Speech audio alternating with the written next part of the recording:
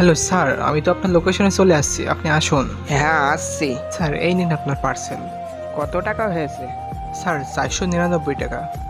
কিন্তু আমার কাছ তো খুচরা নেই। একটা কাজ করো, তুমি আমাকে 1 টাকা দিয়ে দাও। স্যার আমার কাছেও তো খুচরা নাই। খুচরা নেই? এটা তো তোর ভুল, তোর রাখা উচিত ছিল। আমি কিছু জানি না, যেখানতে পারিস নিয়ে আয়। স্যার আমি এখন খুচরা কোথায় পাবো? 1 টাকাই তো, ছাড়ুন না। 1 টাকা? 1 টাকা হোক বা 10 টাকা, আমি আমার প্রাপ্যর 1 পয়সাও ছাড়বো না। ওকে স্যার,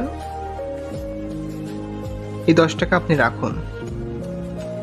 কিন্তু স্যার একটা কথা মনে রাখবেন, আজ এত বড় লোক হয়েও আপনি 1 টাকা ছাড়তে পারলেন না। ওই 1 টাকা দিয়ে আমি কিন্তু কোটিপতি হয়ে যেতাম না।